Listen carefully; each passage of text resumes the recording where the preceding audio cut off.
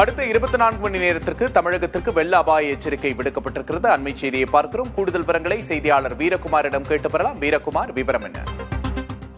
விக்னேஷ், தென்மேற்கு வங்கக்கடல்ல நிலவக்கூடிய டித்வா புயலினுடைய எதிரொலியாக தமிழ்நாடு, புதுச்சேரி, காரைக்கால்ல அடுத்த 24 மணி நேரத்திற்கு வெள்ள அபாய எச்சரிக்கையை இந்திய வானிலை ஆய்வு மையம் விடுத்திருக்கிறது. குறிப்பாக தமிழ்நாட்டில் இருக்கக்கூடிய 17 மாவட்டங்களுக்கு மிதமான வெள்ள அபாய எச்சரிக்கையை இந்திய வானிலை ஆய்வு மையம் விடுத்திருக்கிறது. குறிப்பாக கன்னியாகுமரி, ராமநாதபுரம், திருநெல்வேலி, விருதுநகர், மதுரை, சிவகங்கை, தேனி, திண்டுக்கல், புதுக்கோட்டை, கரூர், திருச்சி, தஞ்சாவூர், திருவாரூர், நாகப்பட்டினம், பெரம்பலூர், அரியலூர், தூத்துக்குடி மற்றும் புதுச்சேரி, காரைக்கால் இந்த பகுதிகளில் தாழ்வான இடங்கள்ல வெள்ள அபாய எச்சரிக்கையை விடுத்திருக்கிறது. குறிப்பாக தாழ்வான பகுதிகளில் வெள்ள நீர் சூழ்ந்து வெள்ளப்பெருக்கு ஏற்படலாம்.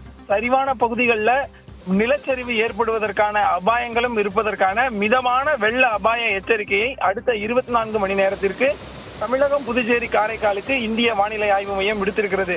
இந்த டித்வா புயல் வடமேற்கு திசையை நோக்கி நகர்ந்து டெல்டா வழியாக புதுச்சேரி, வட தமிழகத்தை 30ஆம் தேதி வந்து அடையும் என வானிலை ஆய்வு மையம் தெரிவித்திருக்கக்கூடிய சூழ்நிலையில இதனுடைய வேகம் படிப்படியாக அதிகரிக்க தொடங்கி இருக்கிறது.